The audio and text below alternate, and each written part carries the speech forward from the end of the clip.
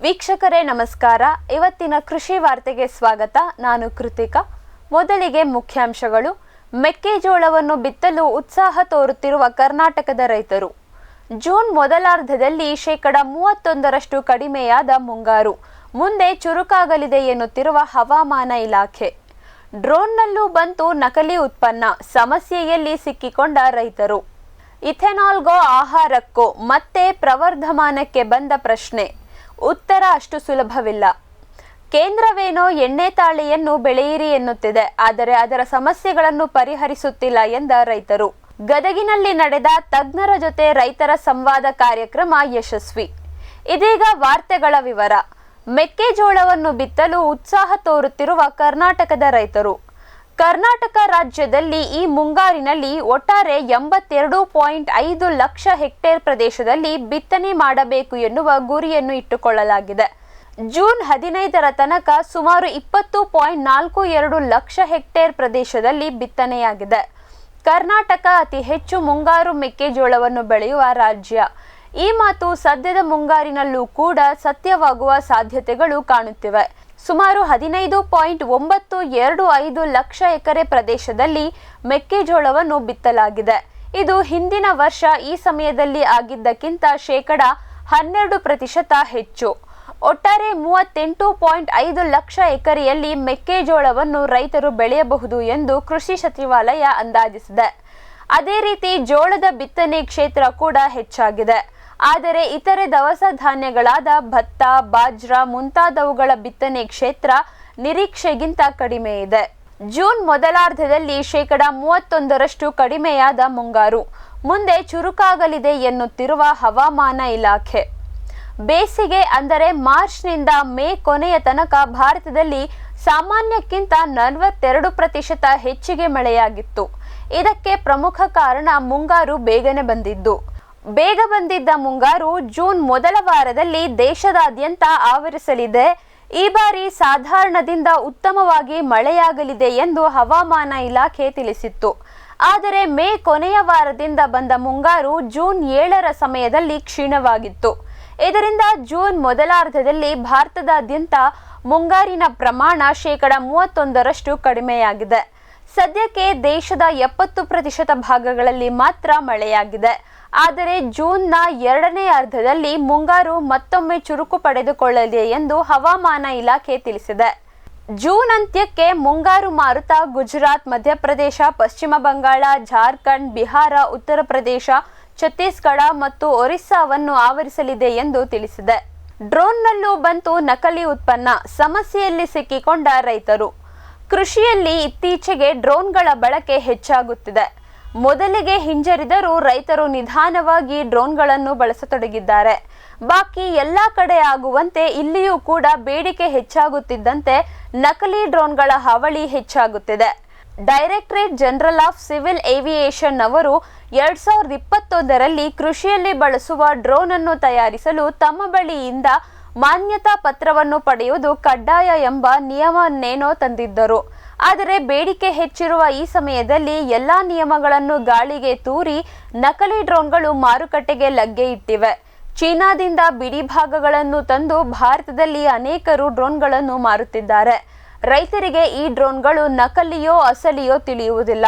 ಕಡಿಮೆ ಬೆಲೆಗೆ ಸಿಗುತ್ತದೆ ಎಂದು ತೆಗೆದುಕೊಂಡು ಅವರು ತೊಂದರೆಗೆ ಒಳಗಾಗುತ್ತಾರೆ. ಒಂದು ಕಹಿ ಅನುಭವ. ಡ್ರೋನ್ ಬಳಕೆ, ಡ್ರೋನ್ ಮೇಲೆ ಅವರಿಗಿದ್ದ ನಂಬಿಕೆ ಎಲ್ಲವನ್ನೂ ಕಡಿಮೆ ಮಾಡಬಹುದು ಎಂದು ಪರವಾನಗಿ ಪಡೆದು ಡ್ರೋನ್ ತಯಾರಿಸುತ್ತಿರುವವರು ಎಚ್ಚರಿಸಿದ್ದಾರೆ. ಇಥೆನಾಲ್ಗೋ ಆಹಾರಕ್ಕೋ ಮತ್ತೆ ಪ್ರವರ್ಧಮಾನಕ್ಕೆ ಬಂದ ಪ್ರಶ್ನೆ, ಉತ್ತರ ಅಷ್ಟು ಸುಲಭವಿಲ್ಲ. ಭಾರತ ಕೆಲ ವರ್ಷಗಳ ಹಿಂದೆ ಮೆಕ್ಕೆಜೋಳವನ್ನು ರಫ್ತು ಮಾಡುತ್ತಿತ್ತು. ಆದರೆ 2024-25ರಲ್ಲಿ ಭಾರತ ಸುಮಾರು 0.9 ಮಿಲಿಯನ್ ಟನ್ನಷ್ಟು ಮೆಕ್ಕೆಜೋಳವನ್ನು ಆಮದು ಮಾಡಿಕೊಂಡಿತ್ತು. ಇದು ಕಳೆದ 7 ವರ್ಷ ಸೇರಿ ಒಟ್ಟಾರೆ ಆಮದು ಮಾಡಿಕೊಂಡಿದ್ದಕ್ಕಿಂತ ಹೆಚ್ಚು.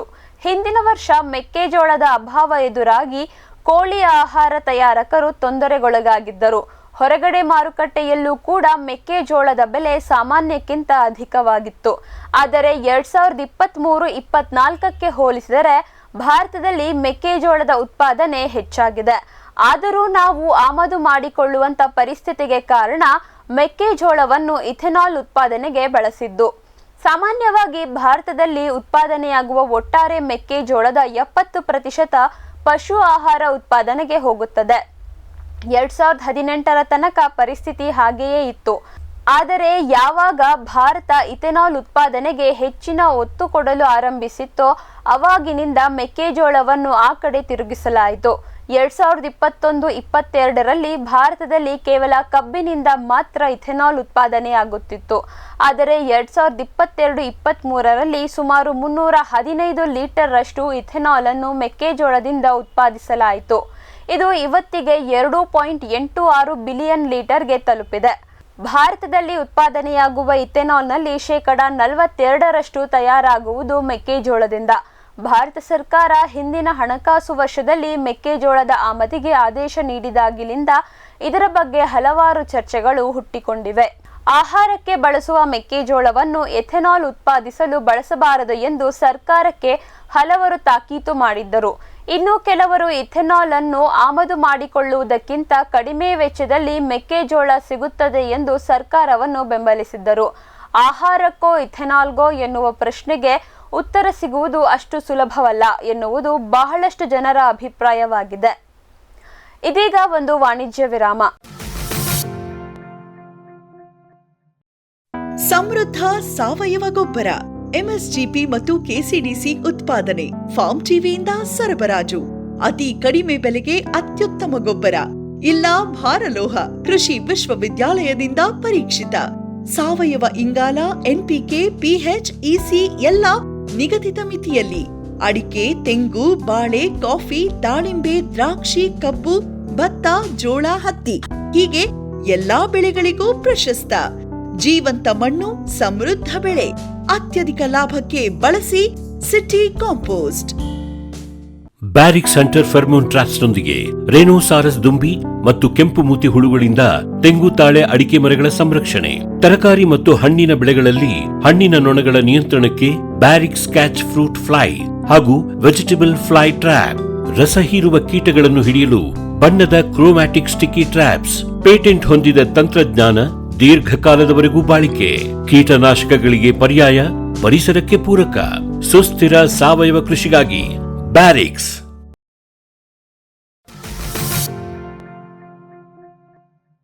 ವಿರಾಮದ ನಂತರ ಕೃಷಿ ವಾರ್ತೆಗೆ ಮತ್ತೊಮ್ಮೆ ಸ್ವಾಗತ. ಕೇಂದ್ರವೇನೋ ಎಣ್ಣೆ ತಾಳೆಯನ್ನು ಬೆಳೆಯಿರಿ ಎನ್ನುತ್ತಿದೆ, ಆದರೆ ಅದರ ಸಮಸ್ಯೆಗಳನ್ನು ಪರಿಹರಿಸುತ್ತಿಲ್ಲ ಎಂದ ರೈತರು. ಭಾರತ ಎಣ್ಣೆ ಕಾಳುಗಳ ಉತ್ಪಾದನೆಯಲ್ಲಿ ಸ್ವಾವಲಂಬಿಯಾಗಲಿ ಎಂಬ ಕಾರಣಕ್ಕೆ ಕೇಂದ್ರ ಸರ್ಕಾರ ಎಣ್ಣೆ ತಾಳೆ ಬೆಳೆಯನ್ನು ಪ್ರೋತ್ಸಾಹಿಸುತ್ತಿದೆ. ಸರ್ಕಾರದ ಬೆಂಬಲದೊಂದಿಗೆ ಖಾಸಗಿ ಕಂಪನಿಗಳು ದೇಶದಾದ್ಯಂತ ಪ್ಲಾಂಟೇಶನ್ ಡ್ರೈವ್ ನಡೆಸಿ ತಾಳೆ ಗಿಡಗಳನ್ನು ನೆಡೆಸುತ್ತಿದ್ದಾರೆ. ರೈತರಿಗೆ ಆಕರ್ಷಣೆ ಬರುವಂತೆ ಮಾಡಲು ಉಚಿತ ಗಿಡಗಳನ್ನು ನೀಡುವುದು, ಮೊದಲೆರಡು ವರ್ಷ ರಸಗೊಬ್ಬರಗಳನ್ನು ಸಂಪೂರ್ಣವಾಗಿ ಉಚಿತವಾಗಿ ಕೊಡುವಂತಹ ಕೆಲಸಗಳನ್ನು ಮಾಡುತ್ತಿದ್ದಾರೆ. ಆದರೆ ರೈತರಿಗೆ ಅವರದ್ದೇ ಆದ ಕೆಲ ಸಮಸ್ಯೆಗಳು ಇತ್ತೀಚೆಗೆ ಉದ್ಭವಿಸತೊಡಗಿವೆ. ತೆಲಂಗಾಣದ ರೈತರಿಗೆ ಎಣ್ಣೆ ತಾಳೆಯಲ್ಲಿ ಗಂಡು ಹೂಗಳು ಹೆಚ್ಚಾಗಿ ಬರತೊಡಗಿವೆ. ಅಲ್ಲಿ ನೀರಿನ ಸಮಸ್ಯೆಯಾಗಿರುವುದು ಇದಕ್ಕೆ ಪ್ರಮುಖ ಕಾರಣ. ಇನ್ನು ಕೆಲ ರೈತರಿಗೆ ಖಾಸಗಿ ಕಂಪನಿಗಳು ನೀಡಿರುವ ಗಿಡಗಳು ಕಳಪೆ ಗುಣಮಟ್ಟದ್ದಾಗಿದೆ.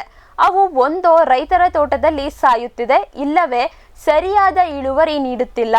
ಇನ್ನು ಎಣ್ಣೆ ತಾಳೆಯ ಗೊಂಚಲನ್ನು ಮಾರುವುದು, ಹತ್ತಿರದಲ್ಲಿ ಸಂಸ್ಕರಣಾ ಘಟಕ ಇಲ್ಲದಿರುವಂತಹ ಹಲವಾರು ಸಮಸ್ಯೆಗಳು ರೈತರನ್ನು ಇವತ್ತಿಗೂ ಕಾಡುತ್ತಿವೆ. ಸರ್ಕಾರ ಎಣ್ಣೆ ತಾಳೆಯನ್ನು ರೈತರ ನಡುವೆ ಜನಪ್ರಿಯ ಮಾಡುವ ಮೊದಲು ಈ ಬೆಳೆಯಲ್ಲಿ ಇರುವ ತೊಂದರೆಗಳನ್ನು ಸರಿ ಮಾಡುವತ್ತ ಗಮನ ಹರಿಸಬೇಕು ಎಂದು ರೈತರು ಅಭಿಪ್ರಾಯಪಟ್ಟಿದ್ದಾರೆ. ಭಾರತದಲ್ಲಿ 38.84 ಲಕ್ಷ ಟನ್ ಸೋಯಾಬೀನ್ ಸಂಗ್ರಹಣೆ ಇದೆ. ಇದು ಹಿಂದಿನ ವರ್ಷಕ್ಕಿಂತ ಕಡಿಮೆ ಎಂದ ವರದಿ. ಭಾರತದಲ್ಲಿ ಹಿಂದಿನ ವರ್ಷ ಇತರೆಲ್ಲ ಬೆಳೆಗಳಂತೆ ಸೋಯಾಬೀನ್ನ ಉತ್ಪಾದನೆ ಕೂಡ ಹೆಚ್ಚಾಗಿತ್ತು. ಸರ್ಕಾರ ಕೂಡ ಸುಮಾರು 20 ಲಕ್ಷ ಟನ್ ಸೋಯಾಬೀನ್ ಅನ್ನು ರೈತರಿಂದ ಖರೀದಿಸುವ ಗುರಿಯನ್ನು ಹೊಂದಿತ್ತು. ಆದರೆ ಎಂದಿನಂತೆ ತನ್ನ ಗುರಿಯನ್ನು ತಲುಪಲು ಸರ್ಕಾರ ವಿಫಲವಾಗಿ ಕೇವಲ 16 ಲಕ್ಷ ಟನ್ ಸೋಯಾಬೀನ್ ಅನ್ನು ಮಾತ್ರ ಖರೀದಿಸಿತ್ತು. ಸೋಪಾದ ವರದಿಯ ಪ್ರಕಾರ ಸುಮಾರು 83.5 ಲಕ್ಷ ಟನ್ ಸೋಯಾಬೀನ್ ಮಾರುಕಟ್ಟೆಗೆ ಬಂದಿತ್ತು. ಅದರಲ್ಲಿ ಒಟ್ಟಾರೆ 79 ಲಕ್ಷ ಟನ್ ಸೋಯಾಬೀನ್ ಅನ್ನು ಈ ವರ್ಷ ಮೇ ಅಂತ್ಯದ ತನಕ ಅರೆಯಲಾಗಿದೆ. ಇದನ್ನು ಬಿಟ್ಟು ಭಾರತದಲ್ಲಿ ರೈತರ ಬಳಿ, ಸಂಸ್ಕರಣೆದಾರ ಮತ್ತು ವ್ಯಾಪಾರಿಗಳಲ್ಲಿ ಸುಮಾರು 22.84 ಲಕ್ಷ ಟನ್ ಸೋಯಾಬೀನ್ ಸಂಗ್ರಹಣೆ ಇದೆ. ಇದರಿಂದ ಒಟ್ಟಾರೆ ಸರ್ಕಾರದ ಬಳಿ ಮತ್ತು ಹೊರಗಡೆ ಈ ವರ್ಷ 38.84 ಲಕ್ಷ ಟನ್ ಸೋಯಾಬೀನ್ ಸಂಗ್ರಹಣೆ ಇದೆ ಎನ್ನಲಾಗಿದೆ.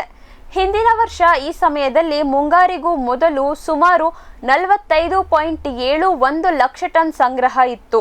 ಈ ಬಾರಿ ಸಂಗ್ರಹಣೆ ಕಡಿಮೆಯಾಗಿರುವುದರಿಂದ ಮುಂದಿನ ಬೆಳೆ ಬರುವುದಕ್ಕಿಂತ ಮೊದಲು ಭಾರತ ಅಲ್ಪ ಪ್ರಮಾಣದ ಸೋಯಾಬೀನ್ ಅನ್ನು ಆಮದು ಮಾಡಿಕೊಳ್ಳಬೇಕಾಗಬಹುದು ಎಂದು ಸೋಪಾ ತಿಳಿಸಿದೆ.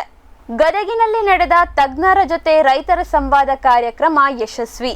ಐಸಿಆರ್ ಕೆಎಚ್ ಪಾಟೀಲ್ ಕೃಷಿ ವಿಜ್ಞಾನ ಕೇಂದ್ರ ಹುಲಕೋಟಿಯಲ್ಲಿ ಕಳೆದ ಭಾನುವಾರ ತಜ್ಞರ ಜೊತೆ ರೈತರ ಸಂವಾದ ಕಾರ್ಯಕ್ರಮವನ್ನು ಹಮ್ಮಿಕೊಳ್ಳಲಾಗಿತ್ತು. ಈ ಕಾರ್ಯಕ್ರಮದಲ್ಲಿ ಗದಗ ಮತ್ತು ಉತ್ತರ ಕರ್ನಾಟಕದ ಸುಮಾರು 150ಕ್ಕೂ ಹೆಚ್ಚಿನ ಸಂಖ್ಯೆಯ ರೈತರು ಭಾಗವಹಿಸಿ ಉಪಯುಕ್ತ ಮಾಹಿತಿಗಳನ್ನು ಪಡೆದುಕೊಂಡರು. ವಿಷಯ ತಜ್ಞರಾಗಿದ್ದ ಫಾರ್ಮ್ ಟಿವಿಯ ಪ್ರಧಾನ ಸಂಪಾದಕರಾದ ಡಾಕ್ಟರ್ ವೆಂಕಟರಮಣ ಹೆಗಡೆಯವರು ಬಯಲುಸೀಮೆಯಲ್ಲಿ ಕೋಕೋ ಬೆಳೆಯಲು ಇರುವ ಅವಕಾಶಗಳನ್ನು, ಬೆಳೆಯುತ್ತಿರುವ ರೈತರ ಉದಾಹರಣೆಯ ಜೊತೆಗೆ ಕೋಕೋ ಬೇಸಾಯ ಕ್ರಮದ ಬಗ್ಗೆ, ಹಾಗೆಯೇ ಕಾಫಿ ಮತ್ತು ಕಾಳು ಮೆಣಸನ್ನು ಅಂತರ ಬೆಳೆಯಾಗಿ ಬೆಳೆಯುವುದರ ಬಗ್ಗೆ ಮಾಹಿತಿ ನೀಡಿದರು. ರೈತರಿಗೆ ಕಾಳುಮೆಣಸು, ಕಾಫಿ ಮತ್ತು ಕೋಕೋದ ಸಾಕ್ಷಾತ್ ಚಿತ್ರಗಳನ್ನು ತೋರಿಸಲಾಯಿತು. ಮಧ್ಯಾಹ್ನ ಭೋಜನದ ನಂತರ ಪ್ರಶ್ನೋತ್ತರ ಕಾರ್ಯಕ್ರಮದಲ್ಲಿ ರೈತರು ತಮ್ಮ ಕೆಲ ಸಂದೇಹಗಳನ್ನು ಪರಿಹರಿಸಿಕೊಂಡರು. ಇವಿಷ್ಟು ಇವತ್ತಿನ ಕೃಷಿ ವಾರ್ತೆ. ಕೃಷಿಯ ನಿರಂತರ ಕಾರ್ಯಕ್ರಮಗಳಿಗಾಗಿ ವೀಕ್ಷಿಸಿ ಫಾರ್ಮ್ ಟಿವಿ. ನಮಸ್ಕಾರ.